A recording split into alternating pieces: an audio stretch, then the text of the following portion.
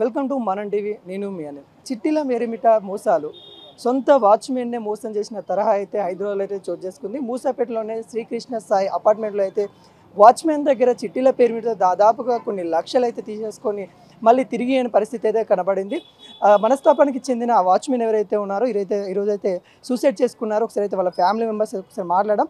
ఆ సూసైడ్ కూడా ఎక్కడంటే ఆయన ఇవ్వాల్సిన అమౌంట్ కానీ తిరిగి ఇవ్వాలని అడిగినప్పుడు ఒక హౌస్ కొనుక్కుంటాను నేను ఇవ్వండి అని అడిగినప్పుడు వాళ్ళు మందలించడంతో మనస్తాపానికి గురైన వ్యక్తి ఇక్కడ ఈ కరెంటుకు సంబంధించిన ఏదైతే ఉందో ఈ కరెంటు పోల్కి అయితే ఇక్కడ దానికి సంబంధించిన కరెంటు దాన్ని ముట్టుకున్నాడు. తనకి మనస్తాపంతో చెందిన వ్యక్తి ఇక్కడ ముట్టేసుకొని చనిపోయిన దాఖలాలు అయితే కనబడుతూ ఉన్నాయి. ఇలా ఓనర్ దాదాపుగా 12 సంవత్సరాల దగ్గర వీళ్ళ దగ్గర పనిచేస్తున్నాను కూడా చెప్తా ఉన్నారు. వాళ్ళు ఎవరైతే వాళ్ళ కొడుకు కూడా ఇక్కడనే డ్రైవర్గా కూడా పనిచేస్తున్నట్టు కూడా తెలుస్తూ ఉంది. ఒకసారి అయితే మనతో వాళ్ళ కోడలు ఉంది, ఒకసారి అయితే మాట్లాడడం ఏం జరిగిన విషయం అయితే క్లియర్గా అయితే తెలుసుకునే ప్రయత్నం చేద్దాం. మేడం చెప్పండి మేడం, అసలు ఏం జరిగింది? అసలు ఎన్ని సంవత్సరాల నుండి ఇక్కడ పనిచేస్తూ ఉన్నారు? ఈరోజు మీ మామ చనిపోవడానికి గల కారణం ఏంటి? ఇప్పుడు దాదాపుగా 10 సంవత్సరాల నుంచి ఇక్కడ పనిచేస్తున్నారండి. మాకు మ్యారేజ్ అయ్యి 6 మంత్స్ అవుతుంది. ఆయన ఎట్లాంటి వారో మాకు తెలుసు. నాకు 6 మంత్స్ అయినా నాకు అర్థమైంది. కానీ ఆయన 24 నెలలు అవుతుంది చిట్టి వేసి 18 లక్షలు రావాలి మాకు. కానీ మీరే ఇంకా రిటర్న్ మాకు 15 lakhs ఇవ్వాలి అనేసి మేము ఆయన ఇంతకుముందు అడిగేటోరు కాదు. మాకు ఇట్లా మా మ్యారేజ్ కానీ 3 lakhs అడిగారు. అడిగేసరికి ఏమో మా దగ్గర లేదు, చాలా వర్గర్గా లాంగ్వేజ్లో మాట్లాడారు. మా దగ్గర లేవు, ఇప్పుడు మేము ఇయ్యము అనేసి అన్నారు. తర్వాత ఇప్పుడు రీసెంట్గా మేము హౌస్ కొనుక్కోవాలి, మేము ఇక్కడ ఉన్నాం, హౌస్ కొనుక్కోవాలి, మేము మా ఇచ్చిన చిట్టి మేము లేపుకుంటాం, మాకు ఇచ్చేయండి అంటే ఎక్కడివి రా చిట్టీలు నీకు? నువ్వే ఇంకా 15 లక్షలు మాకు ఇవ్వాలి. మేము ఊర్లో ఉన్నాం, మా మరిది ఇక్కడ ఉండే ఒకరోజు పైకి పిలిచి డోర్లు వేసి మీకు పొలాలు ఎన్ని ఉన్నాయిరా, మీకు ఆస్తులు ఎన్ని ఉన్నాయి మీ అయ్యకి, అవన్నీ పేపర్ మీద రాసిస్తాను అన్నాడు రా మీ అయ్య, తీసుకొచ్చి ఇవ్వండి రా అనేసి అన్నారు. నిన్న వచ్చి ఎప్పుడు చిట్టీలు ఎందుకు మీకు ఇవ్వాలి, మీరే మాకు ఇవ్వాలి రిటర్న్ 15 lakhs అంటే మేమెందుకు ఇవ్వాలి? మేము చిట్టిని కట్టిన వాళ్ళు ఎవరైనా డబ్బులు ఇస్తారా రిటర్న్? మాకు చిట్టీలు కట్టిన వాళ్ళు ఇవ్వాలా అని మేము అడిగితే మాకు కొట్టడానికి ముగ్గురు, తల్లి కొడుకు తండ్రి, చిట్టి ఏజెంట్ వైఫ్ అయితే మధ్యలో జోక్యం చేసుకోవాల్సిన అవసరం ఏముంది? తండ్రికి కొడుకుకి జోక్యం చేసుకొని నా అత్తని, నా మామని, నా మరిదిని కొట్టిండ్రు. మేము ఇక్కడ ఉండం, జగదిరిగుట్టలో ఉంటాం. మేము అక్కడి నుంచి ఇక్కడికి వచ్చి కొట్టిన చూసేసరికి ఎందుకు కొట్టారంటే నువ్వెందుకు మధ్యలో వస్తున్నావు అని వాళ్ళ కొడుకు అడిగిండు. మాట అనుకున్నారు. మాట అనుకున్నాక వాళ్ళు ముగ్గురు కలిసి వీళ్ళ ఫ్యామిలీ మీదకి పెడితే బిల్డింగ్ వాళ్ళు గేట్ వేసేసారు బయటకు పంపించి. ఆయన 10 years ఇక్కడ ఉన్నారు, మనోళ్ళు అనుకుని ఉన్నారు. కానీ వీళ్ళేమో గేట్ వేసేసారు బయటకు తోసేసి మా అత్తమ్మని ఎలా కొట్టారంటే మీకు చూపిస్తాను ఉండండి. ఇది అండి 10 సంవత్సరాల నుండి వాళ్ళ వాచ్మెన్గా నమ్మకంగా పనిచేసిన వ్యక్తిని చీటీల పేరు మీద దాదాపుగా 18 లక్షలు కూడా మోసపోయామని చెప్తా ఉన్నారు. ఏదైతే వాచ్మెన్గా నౌకరు చేసిన ఏవైతే ఉన్నాయో ఇక వాళ్ళని కొట్టిన విజువల్స్ కూడా మనకైతే చూపిస్తూ ఉన్నారు. మొత్తం ఇలా కొట్టారు. తనకి బ్లడ్ కూడా వచ్చే విధంగా అయితే కొట్టినట్టు కూడా మనకి చాలా దారుణంగా అయితే కొట్టారు. అంటే ఏదైతే చిట్టీలు ఏవైతే ఉన్నాయో మనీ తిరిగి ఇవ్వమన్నందుకు ఇదైతే ఘటన జరిగిందని కూడా వీళ్ళైతే చెప్తా ఉన్నారు. ఇది చిట్టీలు మీరు కట్టినట్టు ప్రూఫ్స్ కూడా ఇవన్నీ ఉన్నాయా? మనకు ప్రూఫ్స్ మాకు ఒక్కటి ఇవ్వలేదు సార్, ఒక్కటి ఇవ్వలేదు. ఆమెనే రాసుకుంది. మా దగ్గర అంటే ఫోన్పేలు ఉన్నాయి, మేము ఫోన్పే కొట్టుంటాం కదా, ఆమెకి కాల్ రికార్డింగ్స్ ఉన్నాయి. మా మామయ్య కూడా చనిపోయినప్పుడు ఆయన వీడియో తీసి చనిపోయారు. నేను ఇంత కట్టాను, నాకు ఇంత రావాలి, నేను అడుగుతుంటే ఇవ్వట్లేదు, అడగడానికి వెళ్తే కొడుతున్నారు, చనిపోయారు. ఆయన బలవంతంగా. అసలు కరెంట్ షాక్ ఎలా ఉంటుంది? ఆయన ఒక మాట కూడా ఎవరికి అనరు. రోడ్డు మీద వెళ్ళేటోళ్ళు అందరు కూడా వచ్చి ఏమైందని వచ్చి చూశారు.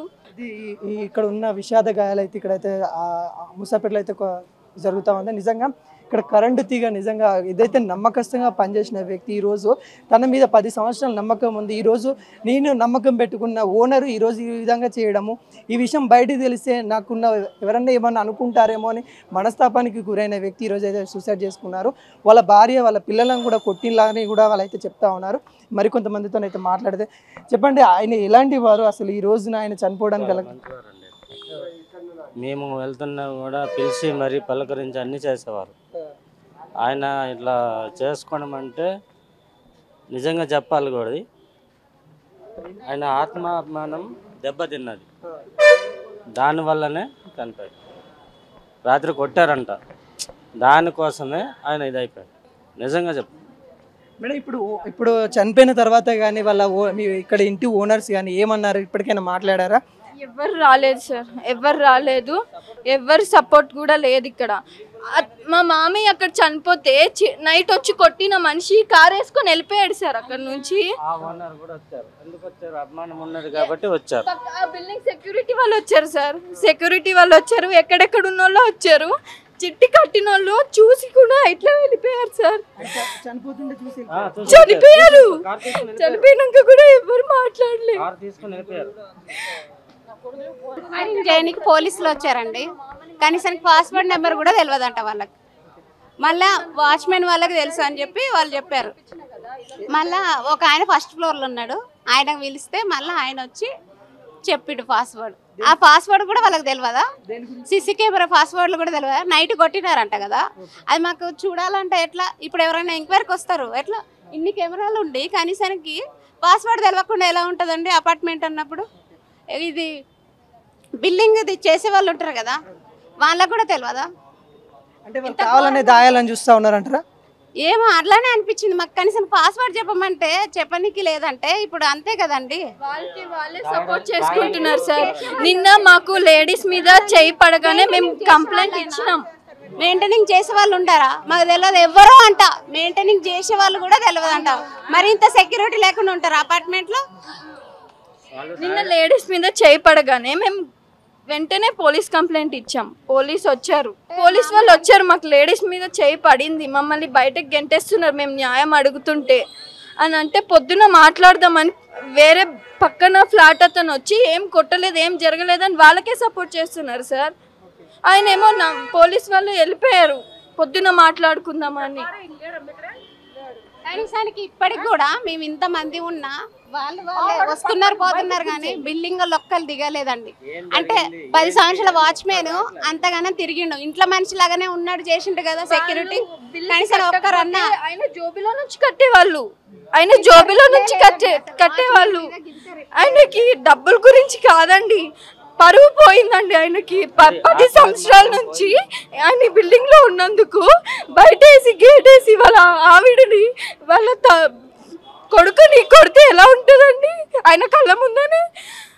అయితే చిట్టీల పేరు మీద అయితే మోసాలు అయితే చాలా జరుగుతున్నప్పుడు కూడా మళ్ళీ హైదరాబాద్ అయితే ఈ ఘటన అయితే జరిగినట్టు కూడా తెలుస్తూ ఉంది. దాదాపుగా 18 లక్షలు. నిజంగా మధ్యతరగతి వాళ్ళకైతే అది చిన్న అమౌంట్ కాదు, పెద్ద అమౌంట్. ఎందుకంటే అతను వాచ్మెన్ నౌకరీ చేసుకుంటూ వాళ్ళ కొడుకు కూడా కార్ డ్రైవర్లుగా పెట్టేసి వాళ్ళ దగ్గరనే రూపాయి కూడబెట్టుకొని ఈరోజు 18 లక్షలు కూడబెట్టుకొని ఒక సొంత ఇంటి కళ నెరవేర్చుకోవాలనే ఏదైతే కోరిక ఉందో ఆ కోరికతో ఈరోజు సొంత ఇల్లు కొనుక్కుంటానని చెప్పేసి ఆ డబ్బులు మళ్ళీ రిటర్న్ ఇవ్వమని అడిగితే అండ్ మీకు ఎక్కడ ఇచ్చేదని కూడా వాళ్ళ భార్య పిల్లలను కూడా కొట్టారు. కొట్టిన తర్వాత మనస్తాపానికి చెందిన వ్యక్తి ఈరోజు అయితే చనిపోయాడు. చనిపోయిన వ్యక్తిని కనీసం ఆయన చనిపోయినాక కానీ కూడా వాళ్ళైతే సానుభూతితో కూడా దగ్గరికి రాని తరుణమైతే కనబడతా ఉంది.